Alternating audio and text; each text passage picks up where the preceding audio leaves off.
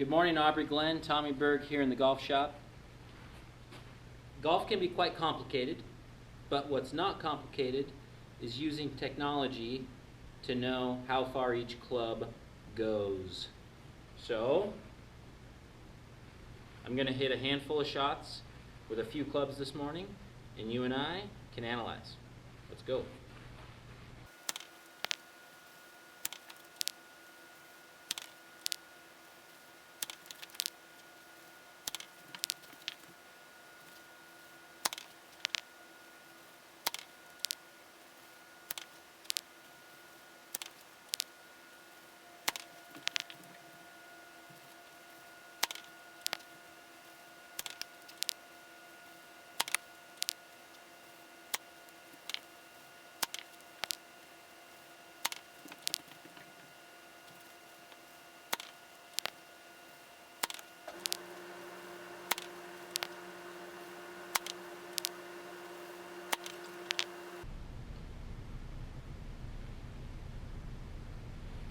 Okay, we're done hitting, so let's look at the data.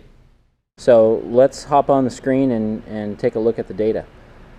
So we are not going to spend too much time over here on the left side of the screen because I want to know is carry yards. So this column over here is going to tell me carry yards. So my sand wedge in those 5 shots averaged 105 yards carry.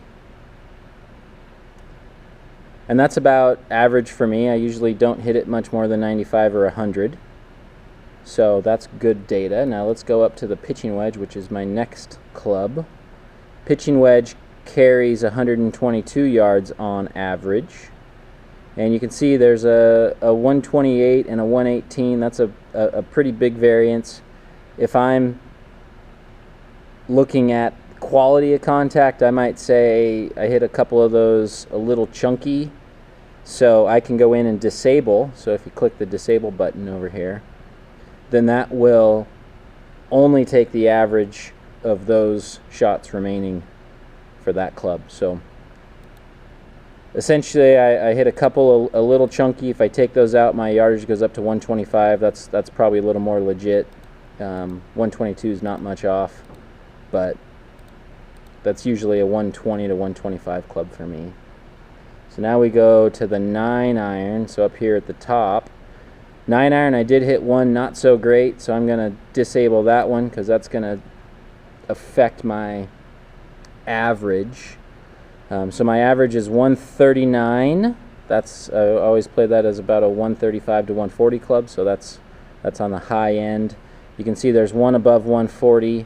That one was probably the best contact of the bunch, but an average of 139. If I take that one I didn't hit so great out, average goes to 138.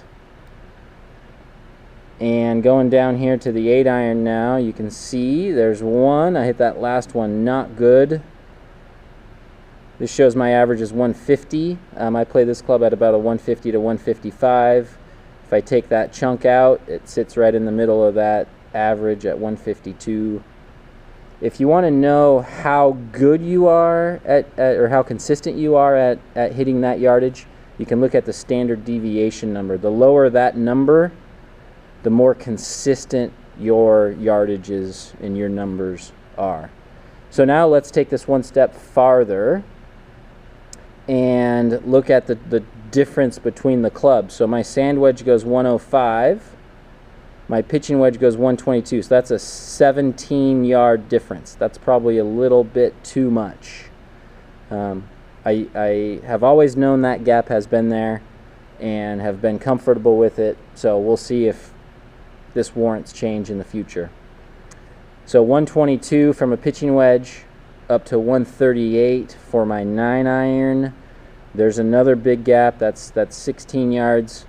It's not terrible, but when you're in your shorter irons, sometimes you need a smaller gap unless you're very good at taking 5 yards or 10 yards off of yardages.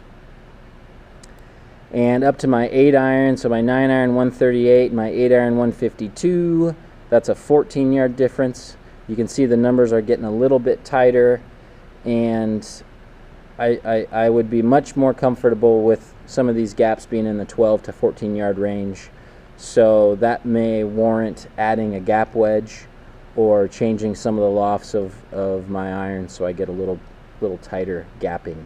So what would be great for you is for you to know those numbers. If you know them, fantastic. If you don't, you can use this resource to better know how far your clubs go in the air, and when you get into some of the longer clubs in your bag, how far they go total, so carry yards plus roll.